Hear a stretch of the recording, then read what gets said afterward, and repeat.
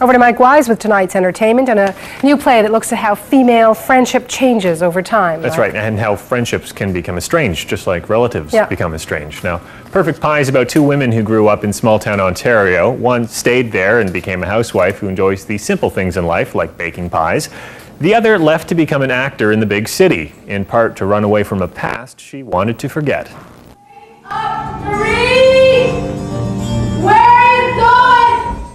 Perfect Pie is about those two women reuniting after years of no contact.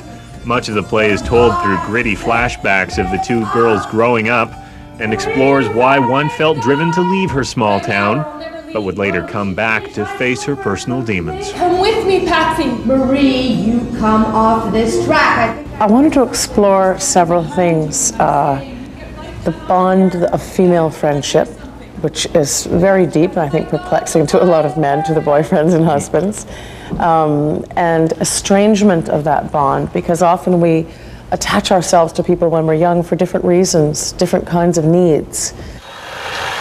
Perfect Pie began as a one-woman monologue written and performed by Thompson for CBC television back in 1994. No, there's no reason you'd be thinking about me. I haven't been to Toronto. I don't think I ever will, to tell you It was the a truth. work she always wanted to revisit and got the chance a few years ago when she was asked to turn it into a play.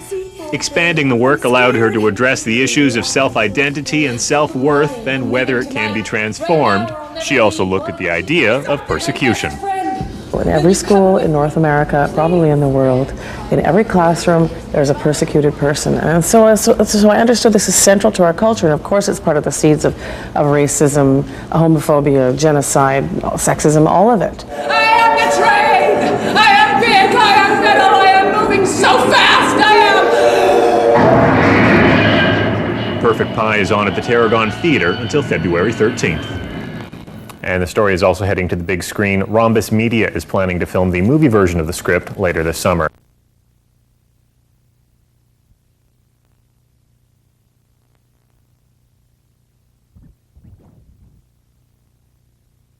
Over to Mike Wise with tonight's entertainment, and forget everything you've ever known about calligraphy. Is that right? That's right. You know, you might think, if you think calligraphy, that it's a bit of a dead art form, but you know, who really needs decorative lettering when you can just select a larger font on your word processor? Well, an international exhibition of calligraphic art has opened up at the Etobicoke Civic Centre, trying to prove that there's more to calligraphy than just pretty invitations and certificates. At first glance, you might not even notice the words in some of these artworks, but they're there, amid the colors and forms. Art that takes the printed word and finds new ways to express it and interpret it. One of the most common comments that you will hear when people actually come to see an exhibition of calligraphic art is, "I didn't know that's what calligraphy was." It's so much beyond, as you will have seen, black ink and white paper. It really is fine art. The artwork on display covers the full range of the art form, from work that harkens back to medieval scrolls to modern works that push the boundaries of what calligraphy is all about. What's happening in the world of calligraphy is that it's sort of having a renaissance. When the computer came on and people could sit down and type something in and make it look what they thought was beautiful right away, for a while people were less dependent on calligraphy. But now supporters say people are coming back, wanting to get ink on their fingers, and wanting to appreciate the subtleties of form that only come from skilled people doing letters by hand. In the past, it has actually been regarded as a craft, and actually I think one of the reasons that we wanted to have this show is to show people that it is in fact an art form. It's not a craft, or you know, something that you just pick up a kit for at Lewis Craft or whatever. The Alpha Mark exhibition of calligraphic work is on at the Etobicoke Civic Centre Art Gallery until February 2nd. And you spend a lot of time looking at this artwork because you're drawn in by the art and then you just look for the details and actually want to sit back and read the stuff. And it was interesting when the organizer sent me a fax giving me some details. The cover letter on the fax was nice. A nice italic little calligraphy thing with my name on it. They nice probably couldn't read your fax Nice little back. touch. No, probably not. Thank you, Mike. Thank you.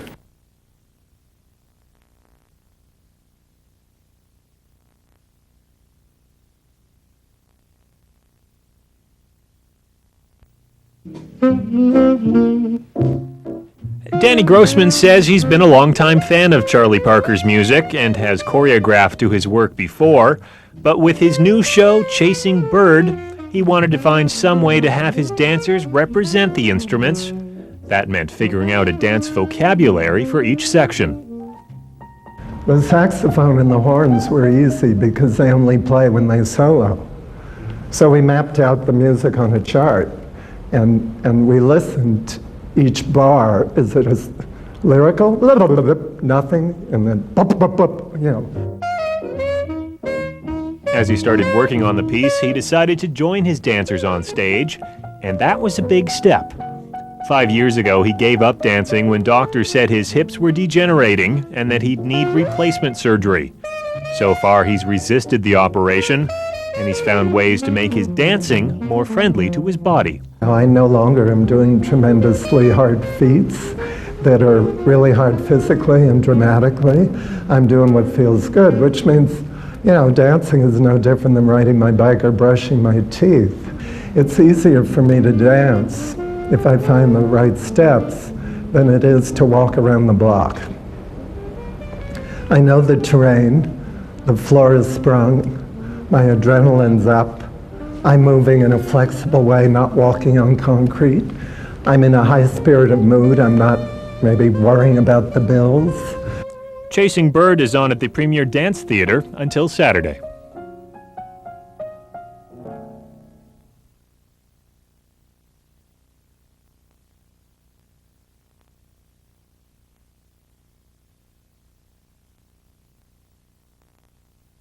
Nothing is sacred. Tori Cassis is one busy musician. When he's not rehearsing, he's performing just about every night of the week.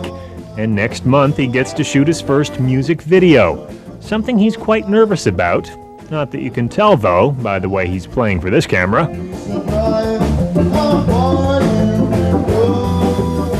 Tori Cassis says he's always been a performer. Growing up in the beaches, it was a way for a shy kid to liberate himself. I got respect doing shows in high school, which was new to me, and now there's still an element where I'm happier to be performing than I am just in a room full of people. And it's not I don't feel antisocial. Tori went to George Brown College and studied drama, but soon felt the pull of music. He played in a couple of bands and learned to write, but then a couple of years ago, he met up with the Swing Gang.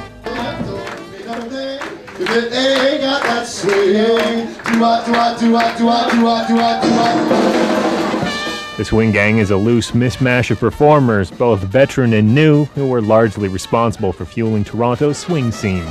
Tori says playing with them has taught him to understand music better and to learn the standards.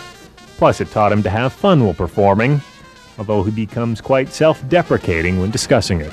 I played bad trumpet for a year with these guys, and I'm now in my second year, and it's sounding a little bit better. But once you've gotten used to getting in front of people and doing something badly, there's very little sort of frightening about performing. As for his own music, Tori is quick to say it's not jazz, but just how to classify it, he's not sure. He prefers to call himself a singer-songwriter, and knows that despite his nerves and the constant challenges of trying to survive as an entertainer, this is his calling. Going downtown to see a man and I ain't got time to shake her hand.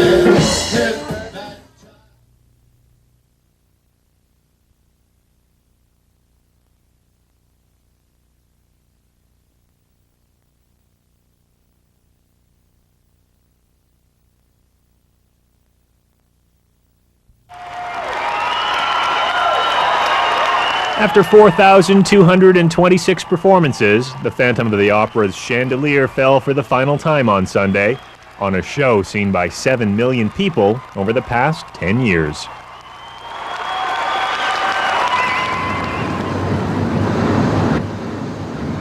But today, the theater is empty, as the Pantages waits for its new owners to decide what comes next. 10 years ago, there was a different energy here. The theater had just been restored by budding theater impresario Garth Drabinsky. There was excitement as a Canadian version of Andrew Lloyd Webber's most popular musical opened in Toronto just a few years after it opened on Broadway. It ushered in a level of large-scale commercial theater activity the city had never seen before. The Phantom was part of a trend towards creating kind of franchise shows here in Toronto. You had Les Miserables, Cats, Phantom, where you did a sort of made-in-Canada version of the show that had been a big hit in London or New York.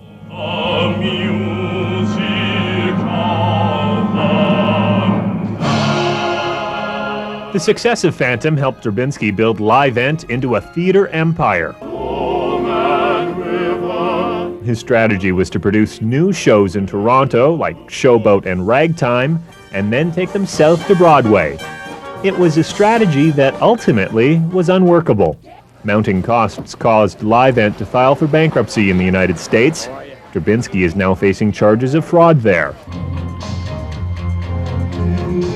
Part of his theater chain and the rights to his shows were sold to SFX Productions, a New York-based theatrical producer.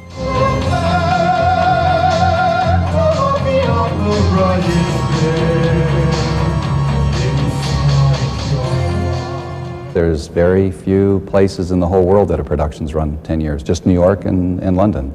So we felt a 10-year run of Phantom was incredible. And it was coming to a time when it was time to close. But even last week, as the cast and crew went through their final rehearsal, there was a great sense of appreciation. The Phantom's 10-year run was an anomaly in theater. It provided a steady job in an industry where there were no steady jobs. It also allowed performers to build careers at home in Toronto without heading to Broadway. David Rogers started in a minor role in the original cast, but eventually rose through the ranks to play Raoul, the musical's romantic lead. But with the show ending and its opportunities ending, he's not staying. I'm actually taking this opportunity to move to New York, since things seem to be dying down here, and I have the credits now and some connections in New York thanks to Phantom and other shows. I think its moment is over, and I think its moment has been over for several years now. The atmosphere in which Phantom came to Toronto was one of great expansionism and sort of civic pride. Livent once claimed that 1 out of every 2 Torontonians had seen the Phantom of the Opera, the vast majority of them in the early years of the production.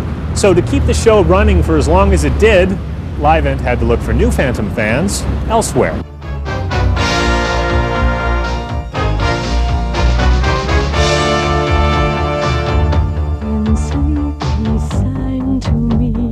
It went after tourists, spending more money advertising the city as a destination point than Toronto's tourism department did.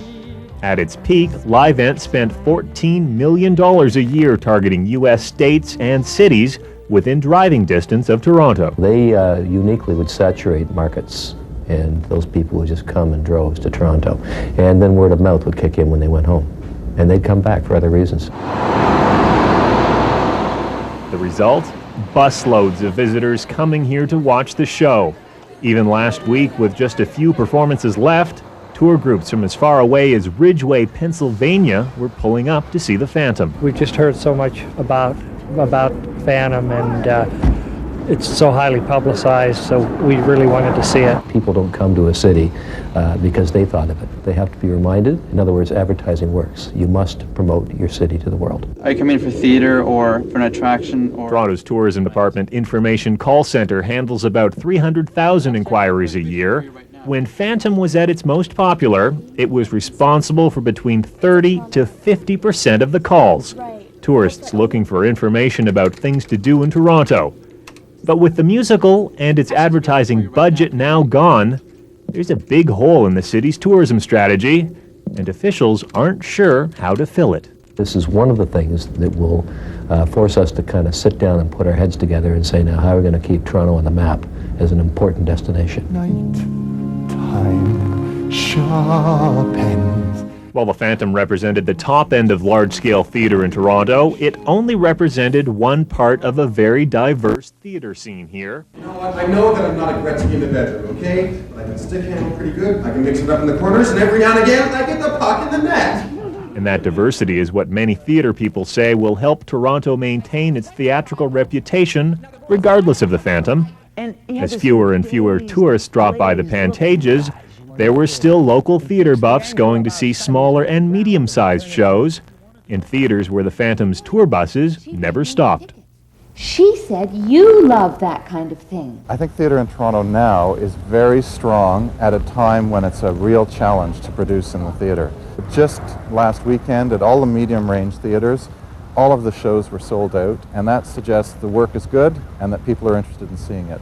McKim says there was no real trickle-down of audiences from larger-scale productions like The Phantom to the smaller theaters, but he says for a healthy theater community, Toronto needs some of the big shows.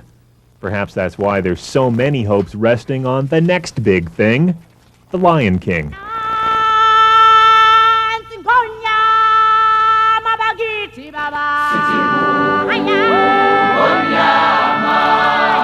The Disney musical opens in April and has already set box office records in Toronto. It should be a huge draw for both local residents and tourists, but it won't be challenging the Phantom's 10-year run. The Lion King is already due to relocate to an American city 2 years from now. That puts pressure on local producers to develop their own properties here, like the 2 swing music productions currently in town. For its part, SFX's Canadian producers say they're still open to continuing Livent's tradition of developing here early versions of Broadway-bound shows. We have been in touch with major New York producers, London producers, about creating, building, casting, opening shows here in Toronto with the intention of moving. And there's no reason in the world why we shouldn't be doing that. Still, no one is predicting there will be another show to match the popular appeal of The Phantom anytime soon, or that Toronto will ever again have a musical last this long.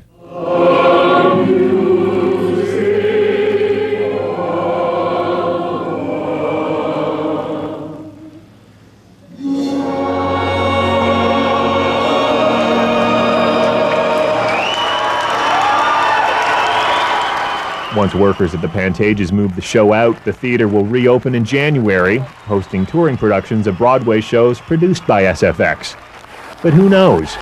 Perhaps down the road, one of those shows might be The Phantom, and he'll haunt Toronto once again. Mike Wise, CBC News, Toronto.